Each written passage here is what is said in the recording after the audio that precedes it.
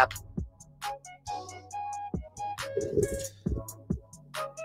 Hour number 2, Allen Stiles Show, taking up to 2 p.m. Anthony behind the glass for us today. Kyle Ledbetter on vacay.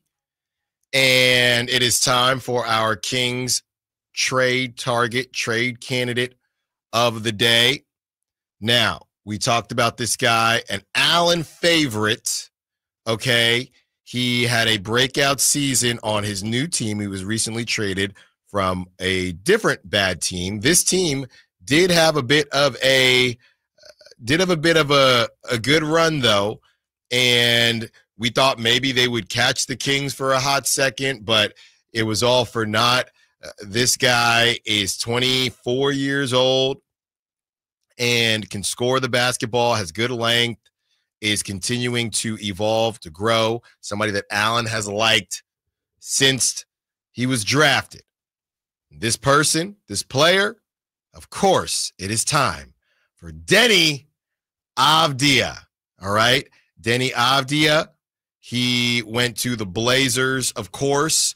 Deni Avdija was drafted. He was a 9th overall pick, first rounder in the 2020 draft. He was traded during the 2024 draft, and he had to head on over after 4 seasons in Washington. He head on over to Portland. This is his first season, so he had 4 seasons with the Wizards. And Deni Avdija, after averaging for his career, or in his career, he's at 359 games. And nobody got it right today. Some of the guesses, John Collins and Jeremy Grant. So not bad guesses.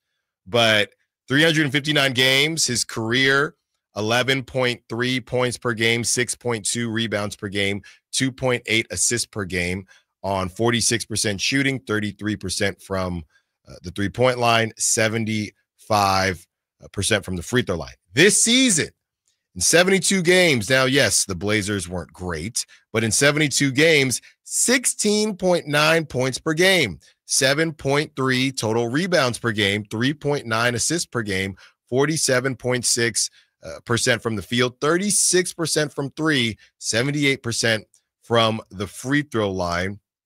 As far as the number threes, he took 4.8 three-pointers a game and shot it at 36% this season. So you really like to see that. Again, last season he averaged, so he's just gone up, right? We talked about the path yesterday. I'm not saying he's going to be SGA, but he averaged 6.3, then 8.4, then 9.2, then 14.7 last season with the Wizards. And this current season that just ended for them, 16.9. So a great season for Deni Avdija. He's 24 years old. He'll turn 25. He won't turn 25 until January of the next season. So he's a younger 24 years old. He goes 6'9". Defensively, he's still learning, but he can definitely get after you. And, Kyle continues to argue, Allen, why would the Blazers move Deni Avdija? Well, what if I told you? Now, depends on how you look at the price tag, but this just came out from Jovan Buha. He says that the Lakers are maybe interested in Toumani Camara. Now, Toumani Camara, another one of those, he's a defensive savant. That's what he is. Now, offensively, and he's also really good athletically. He's not Amen Thompson, but I think he is a lesser Amen. Amen Thompson is more crafty offensively. Toumani Camara isn't that yet, but he's probably a better shooter because that wouldn't be too difficult. Yeah. But I believe Toumani, he might have been he might have made all defense, or he was in the running to be all defense. That would surprise me if he made it. I let me check that. Yeah, I don't think he did. No awards yet, but I know he's at least been in the conversation. I think I'm confusing him with it was Amen Thompson. Yeah. Yep. So nothing from Toumani Camara yet, but this is a guy who you would think, and somebody said this, and it's really interesting to bring it back to the Kings. Somebody said this, why would the Blazers move a cornerstone piece. He actually made the second team. He did. He made the second team. Toumani Camara did. Yeah. Okay. Toumani Camara made the second team. There you go. And somebody said, why would they move Toumani Camara like that? Going back to our last segment, because the Blazers don't have a star. And if you don't have a star, you're kind of wasting everybody's time. So this is what Jovan Buha had to say. Toumani Camara's trade value could be as high as 2 first-round picks. I have heard that the Blazers want something like 2 firsts for Camara, so maybe they view Dalton Connect and a first as sufficient, but I think Portland probably says no, to be honest. So this is all you need. This is so funny to me because, and to bring it back to Deni Avdija, I would assume something similar because Deni just had a really good season.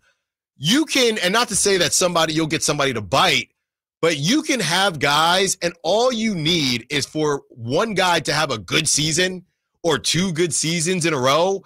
And not that it'll go, but yeah, that's a first rounder, right? It's almost as if these teams that if you're not competing for a championship, you're just farming. You're farming players to see, can I make you worth a first rounder to somebody else? And that kind of behooves teams to create lanes for these guys because, hey, yeah, Toumani's not going to be a dude and we don't have a star, but the Lakers, you guys could use a Toumani Camara, which is kind of weird to me, not to get too off topic, because isn't that Jared Vanderbilt, right? I know Jared Vanderbilt can't stay on the court, but that's a younger, I guess, healthier Jared Vanderbilt to me. But as far as Deni Avdija is concerned, it's going to be expensive. I think I'm willing to do it. And Deni Avdija, you have he's in the same category to me as your Andrew Nembhards and your guys that you think, when we have conversations, who could be the next star, right? Who do you think is about to pop? Who are you not necessarily buying low on, but who are you taking a gamble on that you think could be a dude moving forward? Not to say they're going to be SGA, but a move like that where, oh, wow, that seemed like a lot at the time, but this team, it's the same way you fall in love with the draft pick, right? And at least you know that this guy has played in the NBA. Oh, we want to move up because we really love a draft pick. The Timberwolves, they moved up to get Rob Dillingham. We don't know if Rob Dillingham's ever going to play at a high level in the NBA. We don't know. The Timberwolves thought it was worth that.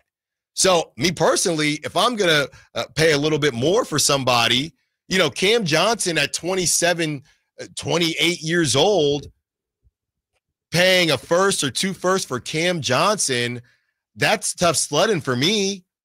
If I'm giving up 2 firsts, you better be under 25.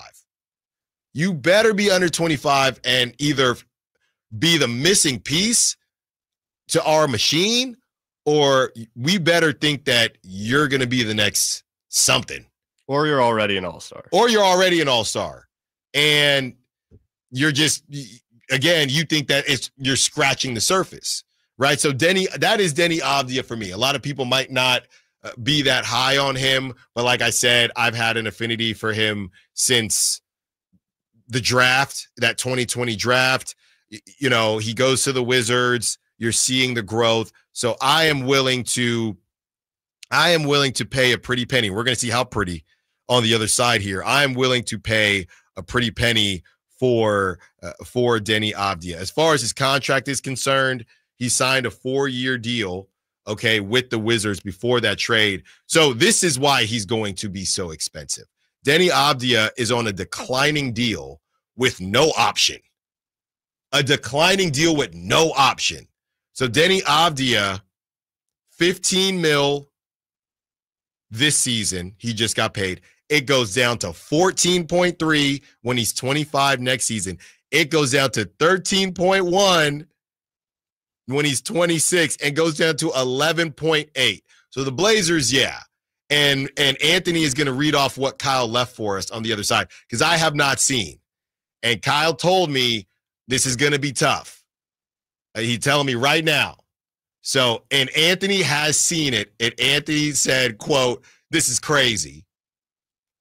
And then in that 2028-2029 season, at the beginning of that season, when he's 28 years old, he's an unrestricted free agent. So he is super locked up. There's no player option. There's no team option. He is super locked up on a crazy, crazy deal that could look really good, and you're going to pay for it. We're going to see how much you got to pay for it on the other side. Allen Stiles Show, Sactown Sports. Hilarious timing as we were talking about Toumani Camara and whether or not he made an all-defensive team. It came out exactly when we were talking about it. So the all-defensive teams just came out 10 minutes ago. First team, Evan Mobley, Draymond Green, Dyson Daniels, the Dortcher Chamber, Lou Dort, and Amen Thompson. First team. In his second year, Amen Thompson? Yeah, and he deserves it fully. He's one of the best defenders I've seen. His brother's also one of the best defenders, and his brother didn't even make the second team, which is surprising. Second team, Toumani Camara, Rudy Gobert, Jaren Jackson Jr., Jalen Williams of the Thunder. Wow. This last Ivica Zubac. That is crazy. This is the stuff that we're talking about. So again, we're living in this Sacramento bubble where Keegan is this two-way star, whatever. This is what people are paying for. This stuff matters. Toumani Camara, second team, all defense. The Blazers can command 2 first-round picks now. Jalen Williams, I don't think the Thunder are going anywhere there. But Zubac, I sat there and Brendan Nunez joined me on the show and said, Allen, you sure he's not better than Domantas Sabonis? And I'm not saying he is or isn't, but Zubac putting up similar numbers. He gets paid what Sabonis makes. Similar numbers production-wise, and he's on an all-defensive team. And everyone said, well, he's playing with Harden and Kawhi Leonard. Look, maybe Kawhi defensively 5 years ago, and he's not bad on defense now, but I don't even know if he's still the claw per se. And James Harden, not making life easier for Zubac. So we got to be honest with ourselves about who's on the squad right now. And that's part of why I'm just leaning more towards screw it, go get Zion, and let's just see what we're doing here, right? Let's move in together and see if it works. All right, you're over at my house all the time. Your toothbrush is here.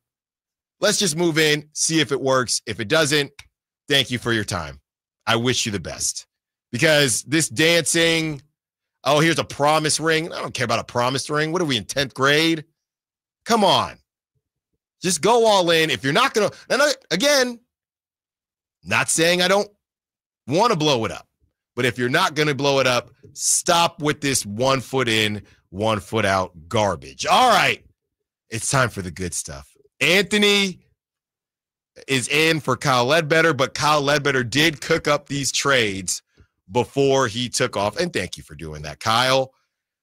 Yeah, these are great. I'm in a spicy mood, so I'm really excited to hear this stuff, man. Just let me have it. Let's start with trade options. So there's two. Let's start with trade option number 1. Okay, so this one includes giving up Devin Carter. So the Kings would receive Deni Avdija, Chris Murray, and Cam Whitmore.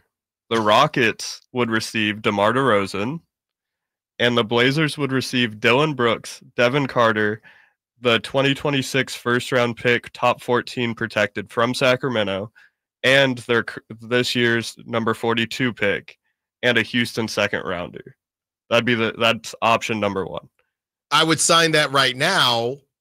I'm just trying to figure out why the Rockets would do that. Yeah, getting rid of it, that entirely depends on whether the Rockets really believe in Cam Whitmore or they want that real veteran piece with their young squad in DeMar DeRozan, but that makes them worse at defense immediately. Which I think they can survive. We were talking about the Rockets and DeMar DeRozan earlier this week. I believe it was with Chris Biederman, because if they swing and miss on, they already said they don't want a Devin Booker. If they swing and miss on KD, if they swing and miss on Giannis, yeah, I think they could be interested in DeMar DeRozan. I just don't know why they would give up Dylan Brooks and Cam Whitmore. I mean, obviously, I'm doing that deal. I just don't know why the Rockets would give up both. Yeah, just for DeMar, I imagine it would take a pick. To be fair, and Kyle's not here to defend himself, Kyle keeps saying that we are not valuing He is, but he keeps saying that we are not valuing DeMar correctly. He thinks that DeMar DeRozan has more value than I think I do personally. Yeah, I think I'm with you, but I'd love to hear what Kyle would have to say. But I don't. I'm doing this deal. There's no. We're already getting rid of DeMar DeRozan, so there's no reason not to do this deal. I guess what else are the Kings giving up? Really, the Kings are giving up a first round pick. Yeah, is a pretty big deal. First round pick and Devin Carter. Yeah, well, it's top 14 protected, so that's nice. But yeah, giving up Devin Carter, giving up the pick from this year, which could be good depending on how we draft. I mean, it's the second round pick. But that first round pick is kind of the big deal. And then DeMar DeRozan is getting traded. So I think right. So DeMar DeRozan we can kind of remove. It more so comes down to how much do you believe in Devin Carter and that top 14 protected. I'm doing the deal. Yeah, I'm doing the deal. I also would do the deal. The second trade is just swapping him with Keegan Murray. So that entirely puts do you believe in Keegan Murray more than you believe in Deni Avdija? This is what I got laughed out the room for. It was a media meal before one of the Kings games. This is why I got laughed out the room. Matt George, who I was talking to this morning. Matt George, G-Man, Whitey. Happy birthday to Whitey, by the way. We'll give him the silent treatment during crosstalk. They all said, Allen, you're crazy. Okay. They're essentially the same age. It's basically just who do you think has a higher ceiling at this point in time? And whose game do you like more? Like Keegan plays more defense, that kind of thing. But he does. It is about who do you think has the higher ceiling? You just make a bet. That is an even bet. It is. We know Keegan. This is all he's known. He is familiar with the area. I think he likes the area. He's about to get married. We're very happy for him. Well, they can honeymoon in Portland because I'm doing that deal. Yeah. I'm doing the deal. I just think Deni right now has a higher ceiling than Keegan. I don't have to do the deal. Don't get me wrong. But if it was thrown out to me, they're essentially the same age. Again, we're seeing guys pop up, the Tamani Kamars of the world. They're popping up on all defensive teams, right? So we're starting to see the 24 and up. We're starting to see those players become who they're going to be in the league. And I just think that being able to get your own shot is very, very important. I think that he's got good enough size on him that he can be better at defense. And again, yeah, Keegan's better than Deni Avdija at defense. Keegan is not on all defensive teams. Keegan is not even getting discussed as to being snubbed. Look at Dyson Daniels out there. Now Dyson Daniels is untouchable. So to me, I'm looking more offensively than defensively. And I think what I've seen from Deni Avdija, I wouldn't love doing the deal, but I would do it. I think I would do it. Would you still do it if they wanted our second round pick this year? So Keegan and a second rounder? Yeah. No. You wouldn't do it? That was it? Bleep off. Okay. Bleep right on off. So that's the line for you. Here's the question, though. Flip this. Do the Blazers do it? That's what I'm thinking. I don't know if they do. I think they would ask for a pick because it's that mentality like you were talking about earlier. It's like people are gonna say I'm disrespecting Keegan Murray, but do the Blazers do that pick or do that deal? I don't know. I mean, his brother's there. Yeah. Maybe it'll rub off on him. Yeah, you could go that angle where like keep brothers together, but like I don't know if the Blazers do that deal. If you're giving up Keegan and a pick, Deni better be that dude. I know you said second rounder. Yeah, the number 42 pick this year. Yeah, maybe like I don't know. It'd be hard. It's a hard sell, but I might still. Because I'm starting, like I said, I'm just in the big swing mode, right? I'm swinging for the fences, and I see a bigger swing based on what I've seen from Deni. I've seen a bigger swing and possibly a swing and miss, right? Oh, well, Keegan might be Aaron Gordon. Cool. What's Aaron Gordon on the Blazers? What's Aaron Gordon on a team that doesn't have Jokic and Jamal Murray, right? He could be Aaron Gordon, but this is the same thing we talked about with De'Aaron. De'Aaron, the Kings needed him to be a number one on this team. He's going to go to the Spurs and be a number two and number three and maybe win championships. That has no bearing on what he could have been with the Kings as a number one. So if you decide I don't see it with Keegan, it really depends on what you think, whose ceiling you think is higher, straight up. And how much higher do you think Deni's ceiling is than Keegan's, if you want to throw in a pick? Yeah, absolutely. And I think that most teams have an Aaron Gordon on their team. They just don't have a Jokic on their team, like you said. Yeah. I think that Aaron Gordon just accepted his role on the team with one of the best players of all time, in my opinion. So that's kind of how you have to look at things. I'm doing it. I'm doing both. I'm just in that type of mood. You know, maybe the grass ain't always greener. And if you're not, and I'll put it to you like this, if you're not going to do that deal, then like I said, do not bring in somebody, then just take your medicine and let Keegan just shoot all day long. Just use the season to see. If you're not going to do the deal, cool. But don't keep Keegan and make him the third, fourth scoring option. That doesn't make any sense to me. Great stuff from Kyle. And we're going to keep the Keegan conversation going. Trissy Rodriguez of NBC Sports California has kind of compiled a great article kind of highlighting some of the things Keegan had to say this season, specifically his end of the season presser. And who is Keegan's best comp? Is it OG Anunoby? Is it Aaron Gordon? Am I missing on someone? Allen Stiles, Sactown Sports.